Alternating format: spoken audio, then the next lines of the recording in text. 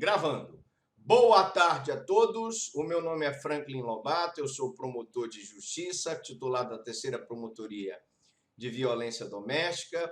Sou promotor eleitoral da 48ª Zona, fui da 48ª, estou agora nomeado para a 28ª, fui da 48ª de Conceição do Araguaia, fui da 48ª de São Sebastião da Boa Vista e agora sou promotor eleitoral aqui de Belém. Também sou mestre em Ciências Jurídico-Políticas pela Universidade de Coimbra, doutor em Governança Global pela Universidade de Salamanca, especialista em Direito Penal e Processo Penal. Nossa aula de hoje será feminicídio. Nós vamos falar sobre feminicídio. Então, sem mais delongas, quem for chegando no curso, tome o assento. A nossa querida Lu já deixou aí o microfone desligado. A cada 10 slides, nós vamos fazer as perguntas. Então, vamos rapidamente aqui para o conceito de feminicídio. Bom, o feminicídio significa perseguição e morte intencional de pessoa do sexo feminino, classificado como um crime hediondo.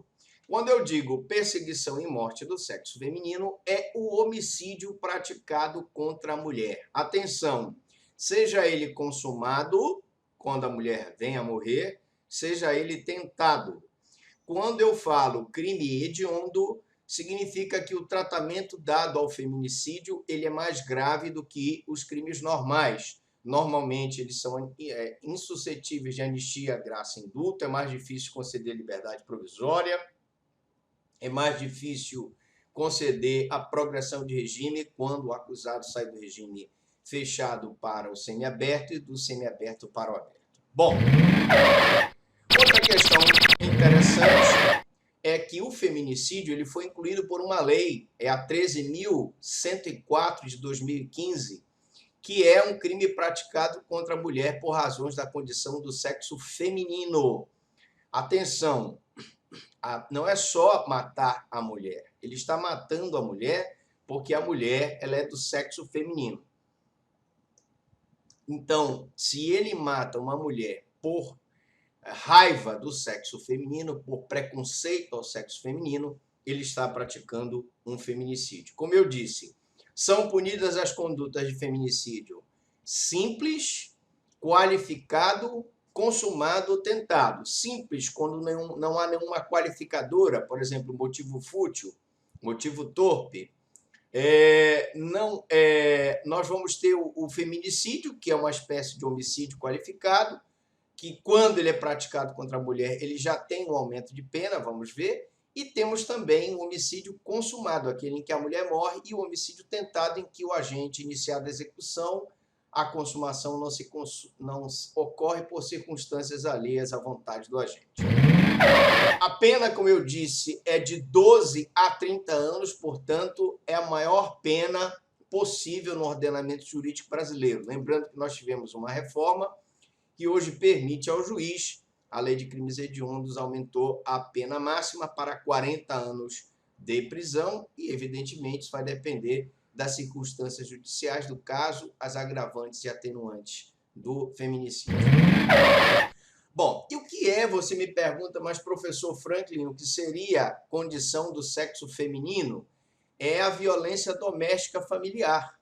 Se esse feminicídio é praticado de marido contra a esposa, namorado contra a namorada, companheiro de união estável contra a companheira, nós vamos ter um ambiente de violência doméstica e, portanto, ele vai ser feminicídio. Tanto a questão da violência doméstica quanto a questão do menosprezo, discriminação à condição da situação de mulher.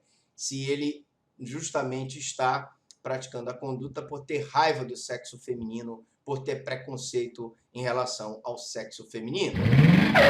O feminicídio ele se configura, então, quando é comprovada as causas de assassinato da mulher, devendo este ser exclusivamente por questões de gênero, no caso, gênero feminino, ou seja, quando a mulher é morta simplesmente por ser mulher. A qualidade mulher aí pode ser, como eu disse, no âmbito de violência doméstica, ou simplesmente porque o cidadão tem raiva da mulher. Outra situação interessante é que o feminicídio ele pode ser íntimo quando há uma relação de afeto ou de parentesco entre vítima e o agressor.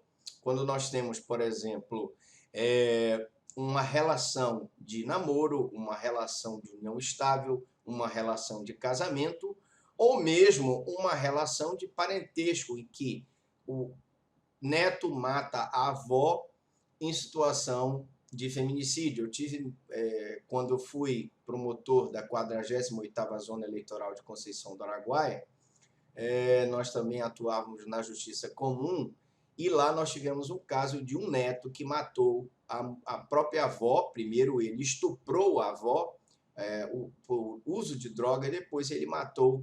Em virtude desse estupro, ela veio a falecer.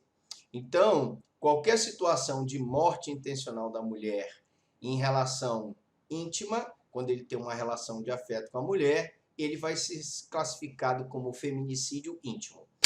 Também nós vamos ter aqui o nosso tempo para a pergunta.